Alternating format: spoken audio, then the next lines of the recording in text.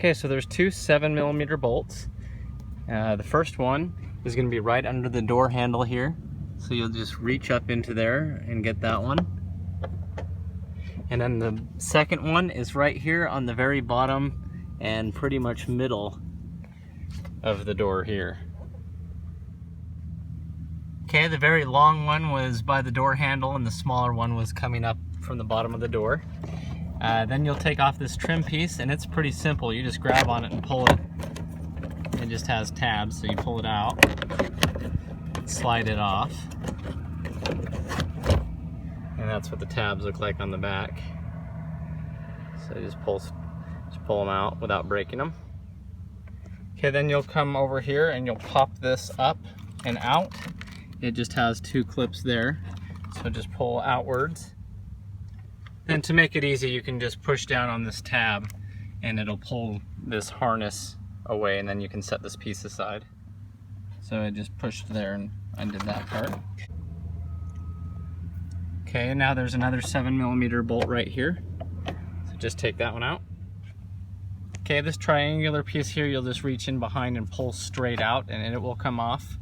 It has two clips that way and then a tab that way. So you'll pop it back and then pull it out that way. Okay, so now the whole door will be able to lift straight up and out. It hangs on clips. So you can basically just grab it here. As you're pulling the panel away, there is one connector here that goes to the light that's in the door. So you just unplug that straight out. There's also this mini tweeter speaker that goes there. The other one stays in the door, and then the other one's connected to the panel, so just disconnect that and then the panel's free. And you can now just set it aside. So just to show you what that looked like, there were just clips where it was going in here and here and up here, and it's just kind of sitting down in there. Okay, when you pull this lining back in here, this is the window motor. Now a lot of times these just get jammed up, so I beat on this a little bit. I don't even have a new motor for it because this has happened before. And you can test it and basically you might be able to get it moving again. Otherwise, you're best off just taking off these bolts here and dropping the lower portion of this. The rest of it is all connected to cables and things. So I believe they do sell just the bottom half. And so you can pop it out, put the new actual motor part in, and you're good to go. To unplug this connector here, there's a blue piece like this on the opposite side as well. So you have to pull this one and the one on the back side apart at the same time and push down on that button right here, and it'll drop that plug out. So that's what it looks like undone. So it helps if you just push in that middle piece really hard and then slide those off and it'll unplug.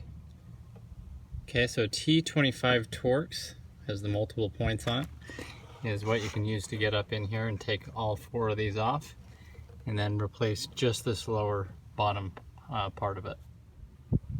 Okay, so when you're hanging the door back on, you'll just look for each of the clips. Just line them up and then hang it onto this edge here. Helps to pop out this door lock. And then just to line it back up, you'll see the hole in the back that moves back and forth. So you just want to line that up with your door lock here. And then just pop that back into place. And put in your 7mm screw in the bottom. You can put this trim piece back on here. So you're pushing this end in first, and then just the rest of it pushes into its pins there. Okay, so the door's hung back on, the lock's back in place, these screws are back in place, 7mm, and the one coming right from the bottom. And if you have your trouble getting them threading, make sure some of this plastic didn't get in the way. That's very common. Plug this back in, slide it back on, and then just have your cover here that goes down first. Line up the tabs and push them in. And you're done.